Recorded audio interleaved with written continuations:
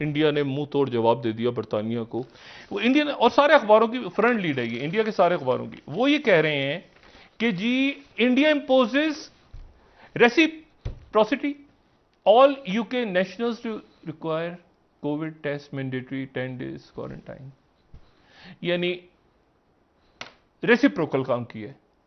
जवाबन India जब सबसे अच्छी और जबरदस्त किस्म की वैक्सीन इंडिया में तैयार होती हैं, दुनिया में सबसे सबसे बेहतरीन वैक्सीनेशन जो इंडिया में, इंडिया के लोगों ने एक्चुअली, वो इंडिया कहता है कि यही तो है जो हमारे यहां इसी नाम से तैयार होती है कि मोदी साहब की नेशनलिस्ट मूवमेंट कामयाब है।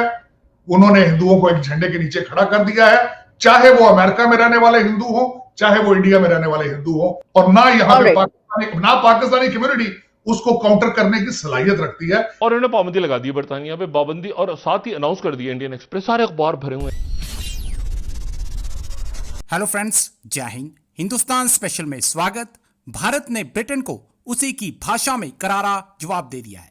भारत को कोविड वैक्सीन की मान्यता न देने वाले ब्रिटेन पर अब भारत ने भी जवाबी कार्रवाई की है। भारतीय सरकार ने घोषणा करते हुए शुक्रवार को बताया है कि 4 अक्टूबर से ब्रिटेन से भारत आने वाले सभी यात्रियों को भारत में 10 दिन के लिए क्वारंटीन किया जाएगा। इसके अलावा ब्रिटेन से आने वाले सभी यात्रियों को एयरपोर्ट पर कोरोना जांच के लिए टेस्ट भी किए जाएंगे और ब्रिटिश नागरिकों को भारत में आने के 8 दिन बाद भी दोबारा कोरोना टेस्ट कराना होगा। अब भारत की इस जवाबी कार्रवाई से पाकिस्तानी मीडिया बहुत हैरान है और वो बता रहा है कि भारत ने ब्रिटेन को मुंह तोड़ जवाब देकर उसकी बोलती बंद कर दी है। आज की वीडियो में पाकिस्तानी मीडिया ने और क्या कहा, so friends let's start this very interesting video. Thank you so much. India जब सबसे अच्छी और जबरदस्त किस्म की वैक्सीन इंडिया में तैयार होती हैं, दुनिया में सबसे बेहतरीन वैक्सीनेशन, इनके डॉक्टर्स के साथ काम भी किया हुआ है, इनके लोगों के, जहाँ पे खलीजी रियासत में, जहाँ पे जो अपार्टमेंट, जहाँ पे रहाइश आती मेरे, तो आगे पीछे दाएं बाएं सारे, वो पता ही नहीं चलता था, इंडियंस पाकिस्तान सारे, ईद दिवाली आगे पीछे हम सब फैमिलीज और सारे, मतलब इतने अभी भी शायद बाहर नहीं है दुनिया में, जहाँ पे डायस्पोरा पाकिस्तानी और इंडियंस और बाकी सारे वो बड़े प्यार मोहब्बत से रहते हैं। इंडियन एक्सप्रेस ने आज क्या खबर लगाई है, देखें, इनकी जो कोविशील्ड है ना, कोविशील्ड वही है जो ये बना के दे रहे हैं। अब आज इंडियन एक्सप्रेस क्या कह रहे हैं, जरा सुने। वो इंडियन और सारे अखबारों की फ्रंट लीड है ये, इंडिया के सारे अखबारों की, वो ये कह रहे हैं कि जी India imposes reciprocity all UK nationals to require COVID test mandatory 10 days quarantine, यानी रेसिप्रोकल काम किया है।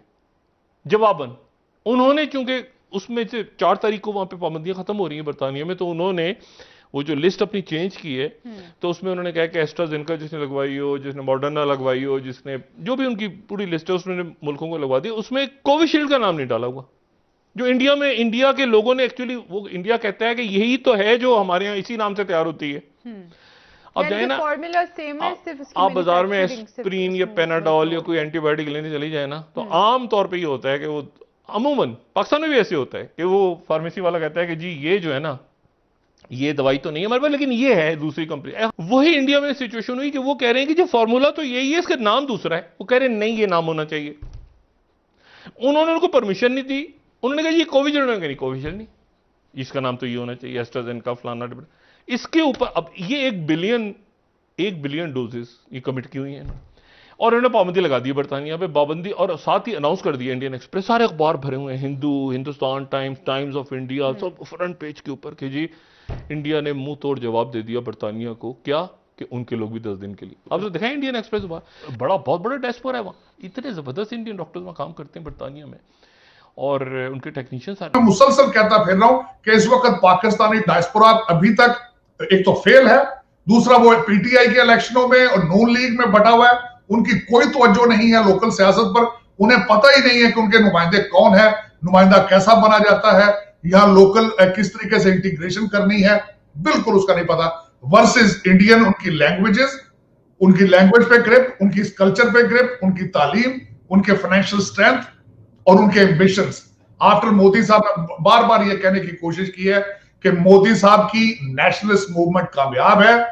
उन्होंने हिंदुओं को एक झंडे के नीचे खड़ा कर दिया है, चाहे वो अमेरिका में रहने वाले हिंदू हो, चाहे वो इंडिया में रहने वाले हिंदू हो। इस वक्त पाकिस्तान को सबसे बड़ा खतरा वॉशिंगटन डीसी में इंडियन लॉबी से है, और उसको काउंटर करने का पाकिस्तान का ना कोई प्रोग्राम था, ना है, और ना नजर आ रहा है।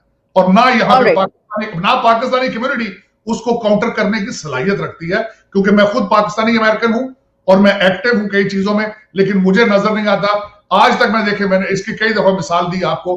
5-6 इस वक्त 5-6 इंडियन डिसेंट के कांग्रेसमैन मौजूद हैं, 2 सदारती सदर निकी हेली, बॉबी जिंदल, और उसके बाद मैं ये कहूंगा कि न्यूयॉर्क में पॉपुलेशन हमारी इतनी है पाकिस्तानियों की, एक काउंसिलमैन भी नहीं है वहां से, कांग्रेसमैन होना तो बहुत दूर की बात है। जी चारी साहब, सबसे पहले तो मैं इसी पर जो आपने बात की, ये तो हम बहुत हमने इसके ऊपर प्रोग्राम्स भी किए कि पाकिस्तानियों की तो एक तो एजुकेशन सिस्टम, हमारा एजुकेशन ऐसी नहीं होती, ट्रेनिंग ऐसी नहीं होती, कोई जो है आपस में इतने ज्यादा झगड़े, आपस में इतने डिस्प्यूट्स होते हैं कि खुद ही आपस में लड़ते रहते हैं। ये तो होना ही है। लेकिन मैं आपसे ये जानना चाहूंगी, आपने अभी ये बात कही, एक तो आपने ये कहा कि बिल का कोई मुस्तकबिल नहीं है, लेकिन साथ ही आपने ये भी कहा कि आगे चल के जो है ये बिल हो सकता है कि पाकिस्तानियों पर पाबंदियों का पेशखामा बने। इस तरह मैंने कहा कि सर अगर 50-50 सेनेटर्स हैं तो कुछ भी मिल जाते हैं तो मेजोरिटी तो बन नहीं जाएगी। नहीं, उसमें आलिया 2 चीजें होंगी। इस बिल का मुस्तकबिल मैं जो शॉर्ट टर्म देख रहा हूं वो ये है कि ये अभी मिड टर्म इलेक्शन की तैयारी है और करंट एडमिनिस्ट्रेशन को मजीद गंदा करने की एक कोशिश है, और वो कर रहे हैं, उसमें कामयाब है। अगर आप उनकी स्पीचेस सुने सेनेट में भी और उनकी कांग्रेस में भी, जिस तरीके से उन्होंने खुला के रेजिग्नेशन की अपीलें की हैं, प्रेसिडेंट को कहा है कि वो भी रिजाइन करे, वो टोटल फेल है सारा कुछ करने के बाद। इस पे ज्यादा जोर तब बढ़ेगा यहाँ पे जो मेरा अंदेशा, मेरी स्पेकुलेशन है कि मिड टर्म इलेक्शन में दोनों हाउसेज में से एक हाउस जो है वो रिपब्लिकन उसमें वापस आ जाएंगे। इस बिल को और ऐसी आइडियोलॉजी को तकवीयत तब मिलेगी जब एक रिपब्लिकन हाउस उनके पास आ जाएगा, स्ट्रेंथ हो जाएगी, और वो ये प्रेशर मेंटेन करके रखते हैं। अब तालिबान की उस एड के बारे में बात करना चाहूंगा जो आपने फरमाया। उसमें एक तो ये बात है, ये पीनट्स हैं। ये आज कहते हैं कि आज आपको भूख लगी है, आज शाम का खाना दिया है, कल फिर इनको भूख लगेगी, और इतने ज्यादा डॉलर नहीं दिए गए जिसको मुसलसल आप देखेंगे अब वहां पे सब अच्छे की रिपोर्ट है। मैं बताना ये चाहूंगा हो क्या रहा है, हो ये रहा है कि जो एक्सपेक्टेशंस हैं, जिस तरह मैंने आपको पहले अर्ज की कि वो कहते हैं कि दोहा के अंदर हमारे साथ जो प्रॉमिसेस की 8 शर्तों में से 7 को तालिबान जो है वो उसको डिसऑनर कर रहे हैं। वहां पे उनको तशद्दुद भी कर रहे। आपने देखा होगा कि जिस तरीके से उन्होंने एक डेड बॉडी को लटकाया है, अगले दिन 4 लोगों को मारा है, उसके बाद जिस तरीके से किसी खातून को जगह नहीं दी, उन्होंने हजारा बरादरी शिया को अपनी कैबिनेट में नहीं शामिल होने दिया, और कई ऐसे तहफ्फुजात हैं इस वक्त वेस्ट को, और कई लोग अभी अमेरिकन वहां पे फंसे हैं। अब मैं इस वक्त थोड़ा सा बताना चाहूंगा कि तालिबान बेचारे किस तंग गली में फंस चुके हैं। वो हालात ये हैं कि इस वक्त पाकिस्तान और अफगानिस्तान तो ये चाहता है कि डॉलरों की बारिश शुरू हो, लेकिन डॉलर वेस्ट देगा अपनी शराइत पे। अगर वो उन शराइत की तरफ लीन होते हैं तालिबान, तो उनका मेन कोर आइडियोलॉजी से हट जाएंगे, उनके अंदर जंग शुरू हो जाएगी।